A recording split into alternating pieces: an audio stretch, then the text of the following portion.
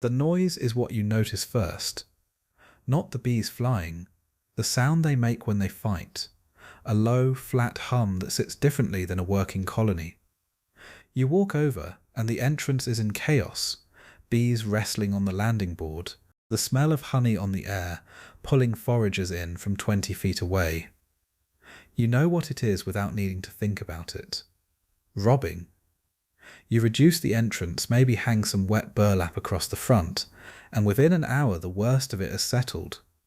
Problem managed. That's where most beekeepers stop thinking about it, and that's exactly where the real problem begins. The Kornsporspan ons Hive and span, because what happened at that entrance in the space of a few hours wasn't primarily a honey transfer. Honey was moving, yes, but something else was moving with it. Something that doesn't show up in the hive until weeks later, in a September mite count that comes back wrong, not trending up gradually. Spiking. And the beekeeper who treated carefully all spring, who kept counts low through June, who did everything right, sits there looking at a number that doesn't match the summer they thought they managed, and reaches for an explanation that isn't the correct one. If you've seen that pattern in your own colonies, low counts in early summer, unexpected spike in fall, it might be worth staying with this one. The answer is usually back in August, at an event that looked like it was over when the entrance got covered. If this kind of biology first reasoning is useful to you, a like on this video helps it reach other beekeepers who are asking the same questions. To understand what actually happens during a robbing event at the mite level, it helps to understand what a Varroa mite is doing when it's not inside a capped cell. Most beekeepers understand that Varroa reproduces inside sealed brood. That's where the eggs are laid, where the daughter mites develop, where the reproductive cycle completes. But a mite doesn't spend its entire life inside a cell. Between reproductive cycles, it rides on adult bees, attached to the bee's body, feeding on fat body tissue, waiting for the next opportunity to enter a cell before it seals. This is called the phoretic phase. And phoretic mites are, in a very specific biological sense, mobile. They move when their host bee moves. They can transfer when their host bee has sustained physical contact with another bee, long enough, close enough, for the mite to shift hosts. That transfer is uncommon under normal colony conditions. The architecture of a healthy hive limits close contact between bees from different colonies. A forager returning to the wrong entrance gets turned away before she's inside long enough to matter. Robbing removes that separation entirely. Verdiğim fords nat, separation entirely. During a robbing event, foragers from one colony are entering the interior of another. Not briefly, not superficially. They are moving through the cluster, accessing honey storage, often in close contact with the resident bee population for as long as the robbing continues, which can be hours. The conditions that normally prevent inter-colony mite transfer are suspended. Two separate bee populations are occupying the same space, and the transfer goes both directions. This is the part most beekeepers don't think through. The intuitive picture of robbing is one colony taking from another, a stronger colony exploiting a weaker one. That picture is incomplete. At the mite level, the exchange is bidirectional. Robber bees entering the robbed colony carry whatever phoretic mite load their home colony carries. They can pick up mites from the robbed colony's bees and carry them back. Bees from the robbed colony, disoriented by the chaos at the entrance, may drift into the robbing colony's forager traffic and move in the opposite direction. The robbing event is not a one-way transaction. It is a mixing event. Two colonies' mite populations in direct contact for an extended period. Now consider the timing. Fine hister armin, harmin hister armin, your hexes armin hister, armin hister armin. Robbing events are most common and most intense during the summer dearth, late July, August, into early September depending on your region, the weeks after the primary nectar flow ends and before fall forage opens. Nectar income drops sharply. the colony's sense of available resources shifts. Foragers begin probing for alternative sugar sources. Weaker colonies with inadequate entrance guarding become targets. This is documented consistently in 19th century apiarian records, understood by working beekeepers long before Varroa existed on this continent. But here is what that timing means when you understand Varroa biology alongside robbing biology. The midsummer dearth, the same conditions that generate the highest robbing pressure, is also the period when Varroa populations in most temperate North American colonies are at or near their annual peak. Spring build-up provided continuous capped brood through April, May and June. The colony's population has been high through the flow season, giving mites a full season of reproductive opportunity across thousands of capped cells. By late July, a colony that was at a manageable mite load in May may have seen its population multiply several times over, and critically, a high overall mite population produces a high phoretic fraction.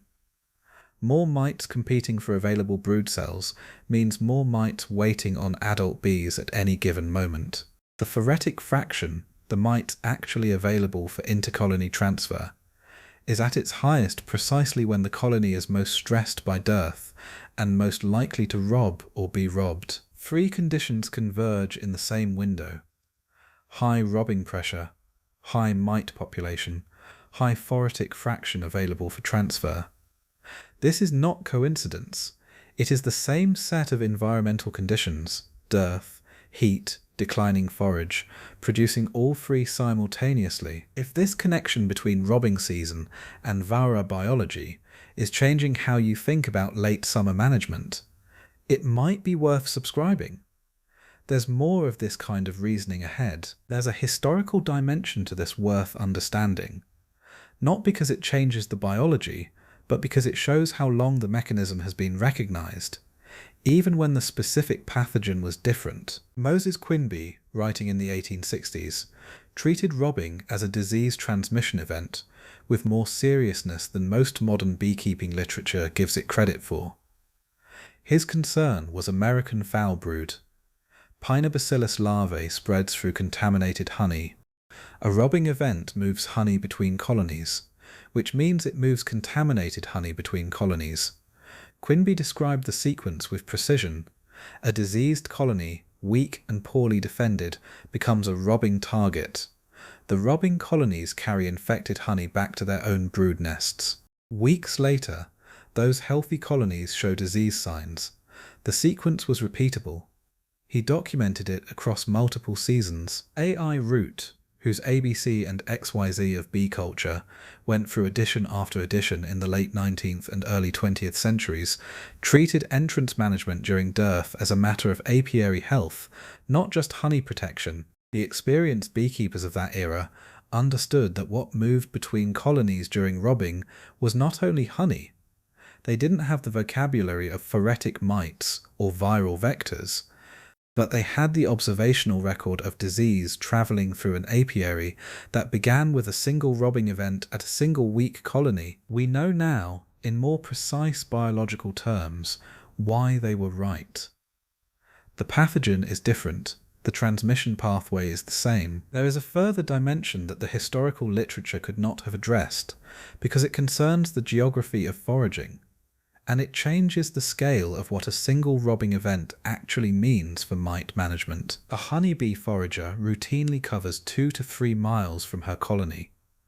Under dearth conditions, when nectar is scarce and competition is high, foragers push further. This means the foraging range of any given colony overlaps with the foraging range of every other colony within several miles. And it means the population of bees that might participate in a robbing event at any weak colony in your area includes bees from operations you have never seen, colonies you do not manage, feral populations living in tree cavities and wall voids, neglected hobby hives sitting unworked for years. Every one of those populations is part of the same mite transmission network your colonies operate in. You do not control that network. You can only manage your colony's participation in it. This is the point where robbing prevention stops being a honey protection strategy and becomes a Varroa management strategy. When you reduce the entrance in late July, you are not only keeping honey in the hive, you are reducing your colony's exposure to whatever mite loads exist in the broader foraging population, and reducing the exposure of your neighbours' colonies, and the feral colonies, and the unmanaged hives down the road, to yours. A strong colony with adequate entrance defence during dearth is limiting its participation in a mite exchange network that operates across miles of landscape, involves colonies it has never directly contacted, and can reset a summer's worth of careful management in a single afternoon. That September mite count that didn't make sense. The spike after a summer of low numbers and careful treatment. Go back to August. Look for the robbing event, the one that seemed to resolve when you covered the entrance. The mite transfer that was already underway in the hours before you got there, and continued in the hours it took to slow down after you did, is the most likely answer. The treatment in May was effective.